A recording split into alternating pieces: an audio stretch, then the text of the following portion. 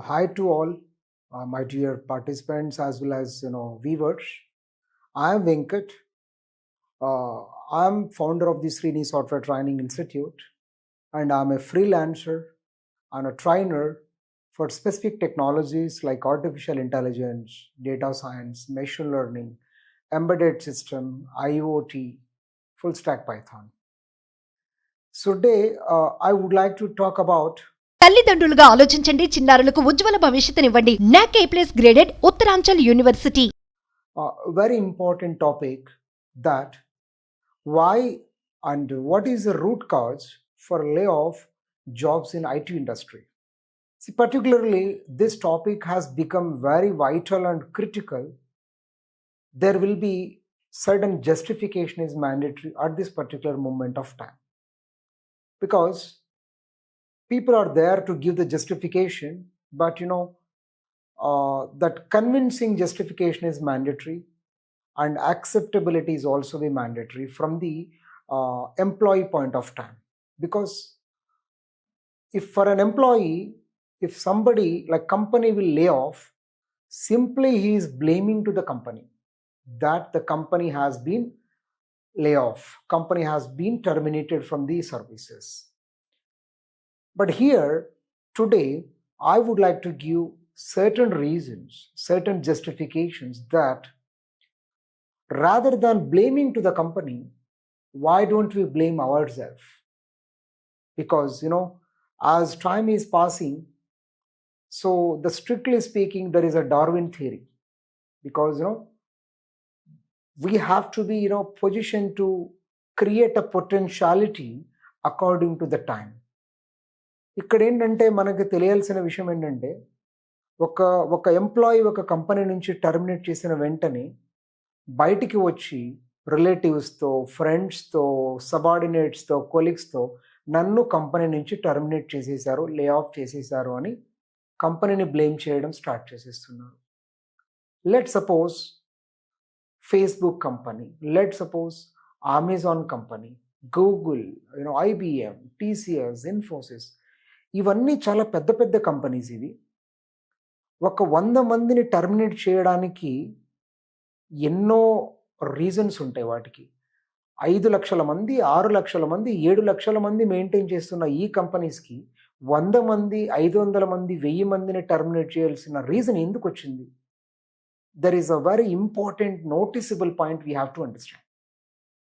అంతేగాని కంపెనీనే blame చేసేయడము, Indian కంపెనీస్లో ఎవడు జాయిన్ అవ్వద్దు అనడం, ప్రోడక్ట్ బేస్డ్ కంపెనీలోనే జాయిన్ అవ్వాలి అనడం, సర్వీస్ బేస్డ్ కంపెనీస్లో జాయిన్ అవ్వకూడదు అనడం అనేది probably I think fittest person మాట్లాడే మాటలు కాదు అది. సో ఈరోజు నేను చెప్తున్న జస్టిఫికేషన్ ప్రాబబ్లీ కొన్ని లక్షల మందికి రైట్ రీజన్ అని అనిపించవచ్చు అని నేను భావిస్తున్నాను. I am also, almost 17 years of experience in software industry. I worked on various levels of capacities. But, let me share my views such a way that, people might have understand the root causes why the layoff is happening this year or previous or during Corona or any time. It might be happening in future also. ఎప్పుడు ఏం జరుగుతుందనేది software కంపెనీలో ఒక్క person decision maker కాదు. The whole world is having a certain strong correlation.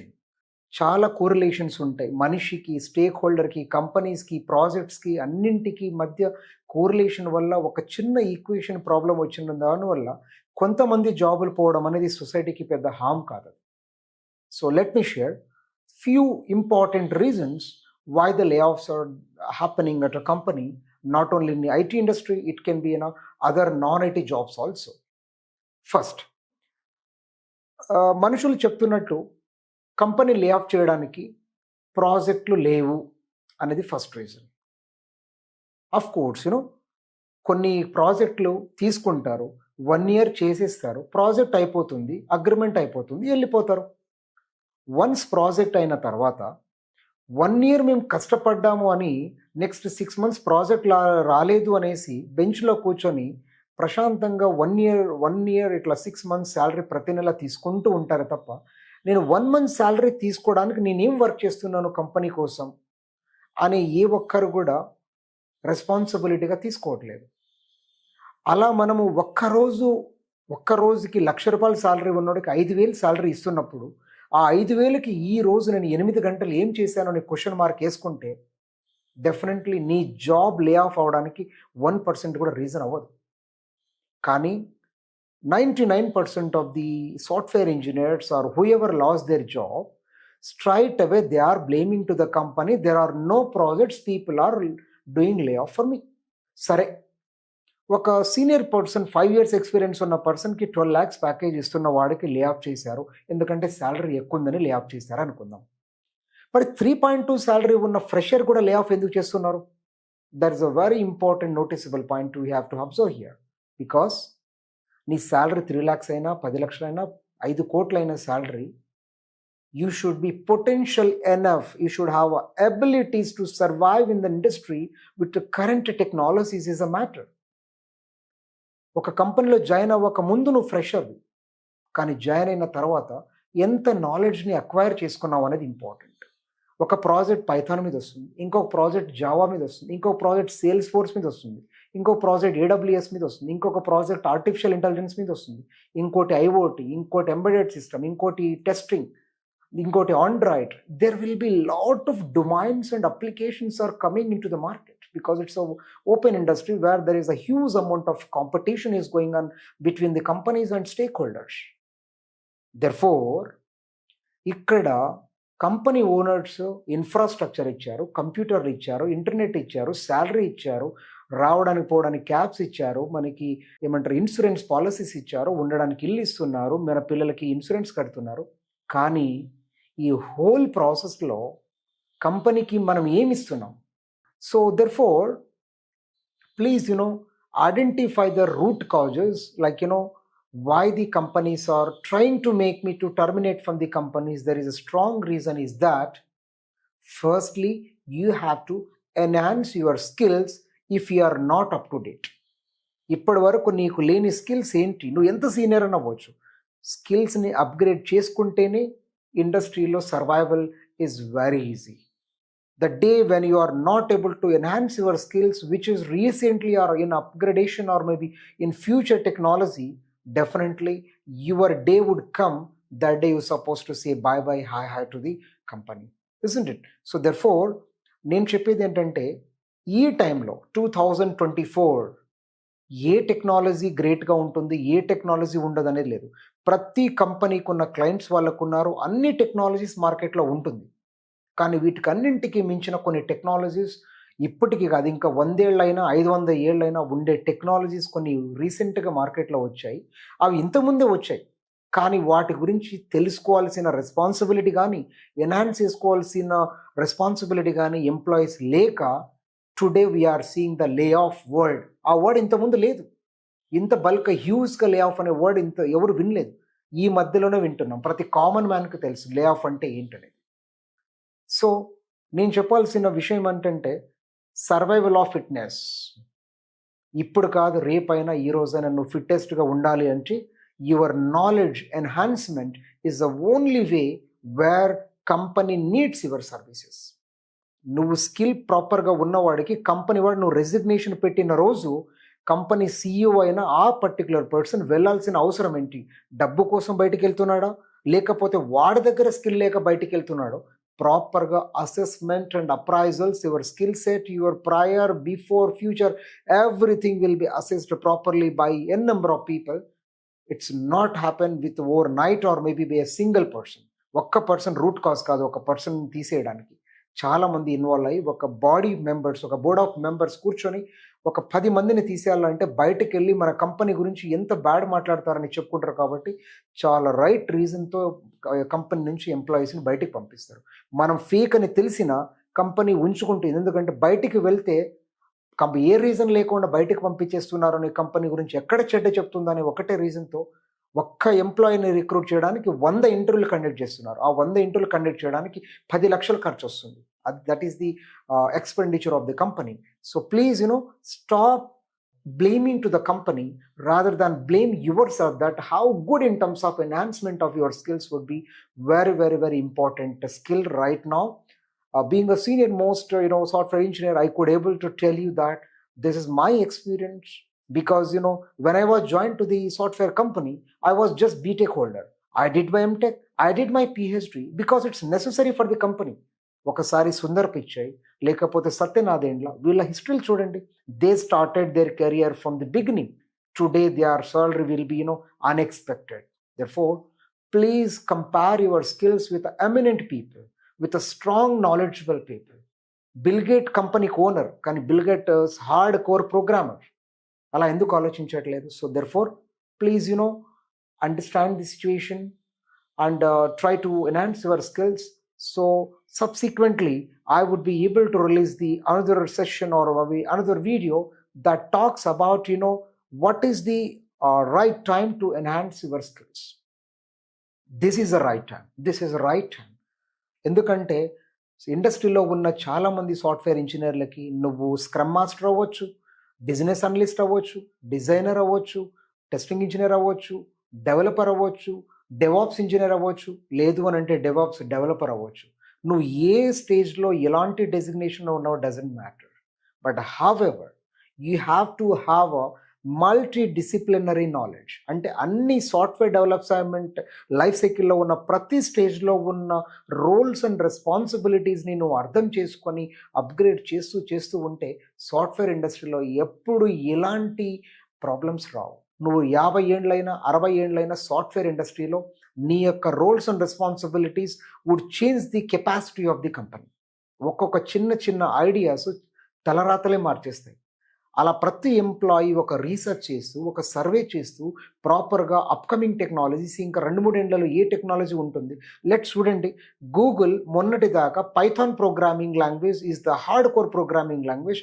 Most of the 90% of the products by the Google have been released with the help of Python programming language. But today Golang is the programming language have been designed by itself.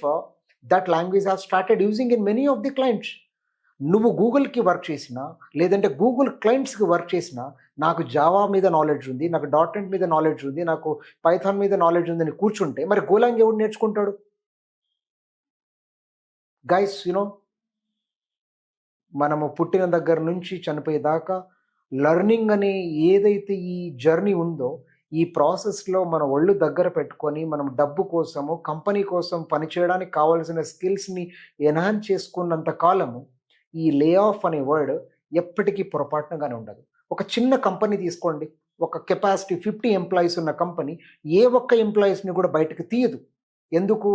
వాడికి ఎంత capacity ఉంది, ఎంత projects ఉన్నాయి, వాటికి మాత్రం పెట్టుకుంటారు. కానీ పెద్ద companies like TCS has 7 lakhs employees. వాళ్ళు బఫర్లోనే కొన్ని లక్షల మందిని పెట్టుకుంటారు. ఎందుకనంటే క్లయింట్స్కి చూపించాలి, లేకపోతే వాడు ప్రాజెక్ట్ ఇవ్వడు. ఈ ప్రాజెక్ట్కి ఇచ్చే అగ్రిమెంట్కి నువ్వు ప్రాజెక్ట్కి అజైన్ చేసే మధ్యలో గ్యాప్ ఉన్న టైము ఆల్మోస్ట్ 6 months టైం ఉంటుంది, 7 months టైం ఉంటుంది, 8 months టైం ఉంటుంది. కానీ నువ్వేం చేస్తున్నావు? ప్రాజెక్ట్ రాలేదు, వెయిట్ చేస్తున్నాం, బెంచ్లో కూర్చొని ఉన్నాం, ఇంకా రావాలి, ఇలా మాటలు పెట్టుకొని కూర్చుంటారు. ఎంతమంది సాఫ్ట్వేర్ ఇంజనీర్స్ ఇండ్లలో టెక్స్ట్ బుక్స్, ఒక 10 టెక్స్ట్ బుక్స్ ఉన్నాయి నువ్వు వర్క్ చేసే టెక్నాలజీ మీద. సో ఇవన్నీ చాలా ఇంపార్టెంట్ ఎథికల్ ప్రాక్టీసెస్. నువ్వు ఈ స్టేజ్లో ఉన్న 20 ఏళ్ల నుంచి సాఫ్ట్వేర్ జాబ్లో ఉన్న నేను చూస్తున్న చాలామంది సాఫ్ట్వేర్ ఇంజనీర్స్కి చాలా రీజన్స్ ఉన్నాయి.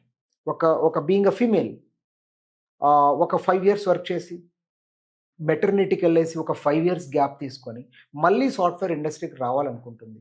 5 years సాఫ్ట్వేర్ ఇండస్ట్రీ లేకపోతే ఎన్ని టెక్నాలజీస్, ఎన్ని బ్యాక్ ఎండ్స్, ఎన్ని క్లౌడ్స్, ఎన్నో టెక్నాలజీ చేంజ్ అయిపోతున్నాయి. నువ్వు 5 years వర్క్ చేశాను ఇంతకుముందు, ఈ 5 years వర్క్ చేయలేదంటే ఆల్మోస్ట్ ఆల్ నీ knowledge 80% of knowledge will be become legacy. Legacy అంటే పాత పడిపోవడం. అలాంటి టెక్నాలజీస్, అలాంటి నాలెడ్జ్తో ఇప్పుడు ఉన్న రీసెంట్ ఫ్రేమ్వర్క్స్ అని, ఒక ఫ్రేమ్ కాకపోతే ఇంకో ఫ్రేమ్వర్క్, ఇంకో ఫ్రేమ్వర్క్ కాకపోతే ఇంకో ఫ్రేమ్వర్క్, ఇట్లా చిన్న లాజికల్ లాజిస్టిక్స్ మేనర్లో వాటి యొక్క ఫిట్ అయ్యే ఆ యొక్క ప్లేస్ని ఇంకల్కేట్ చేసుకోవడానికి ప్రాబబ్లీ నీవు రెడీగా ఉండాలి, కానీ ఇండస్ట్రీని బ్లేమ్ చేయడం కరెక్ట్ కాదు. That would be my justification. I think this is a right justification because I do survey in this particular area how exactly software industry is going gradually up, gradually down. ఈ up and downs అనేది ఎందుకు వస్తున్నాయనే దానికి reasons ఒక్కటే ఏంటంటే the back bone is for the company employees. ఈ employee అనే వాళ్ళ మీదనే ఏ కంపెనీకి కక్ష పెట్టుకొని ఒక ఎంప్లాయీని తీయాల్సిన అవసరం లేదు. ఎందుకు తీయాల్సిన అవసరం వస్తుందంటే దెర్ ఆర్ అక్విజిషన్ అంటే ఏంటి? మొన్నటి దాకా ఒరాకల్ డేటాబేస్ చేస్తున్న వాళ్ళు సడన్గా క్లౌడ్కి ప్లాట్ఫామ్కి చేంజ్ అవుతున్నారు. క్లౌడ్కి ప్లాట్ఫామ్ చేసేటప్పుడు కంప్లీట్గా డేటాబేస్ నాలెడ్జ్ ఉన్న నువ్వు అసలు SaaS అంటే ఏంటి, సర్వీస్ యాజ్ అ సాఫ్ట్వేర్ అంటే ఏంటి, ప్లాట్ఫామ్ యాజ్ ఎ సర్వీస్ అంటే ఏంటి, ఇన్ఫ్రాస్ట్రక్చర్ యాజ్ ఎ సర్వీస్ అంటే ఏంటి, అసలు AWS ఇంత పాపులర్ వరల్డ్ వైడ్ అవ్వడానికి కారణం ఏంటి, అజూర్ ఇంత వరల్డ్ వైడ్ వెళ్ళడానికి కారణం ఏంటి? అలాంటి క్లౌడ్స్ ఎన్నో ఉన్నాయి మార్కెట్లో, కానీ కొన్ని క్లౌడ్స్ చాలా popular. Even Google cloud platform, fire base cloud platform ఇన్ని ఉన్నాయి. వీటిలలో చాలా తక్కువ మందికి 10 ఏళ్ల నుంచి వర్క్ చేస్తున్న ఈ టెక్నాలజీ మీద, let us suppose ThingSpeak అనే క్లౌడ్కి ఆ వర్డ్ ఏంటో కూడా చాలామంది సాఫ్ట్వేర్ ఇంజనీర్స్ తెలియదు. So my request is to convey everybody, whoever is blaming to the company, stop blaming to the company. Rather than that, you enhance your skills and compete with the company levels and standard. That would be my justification related to the word called as a layoff. So I hope I have given the right justification for you. Thank you so much for everybody whoever is viewing this particular videos related to this layoff word. Thank you so much.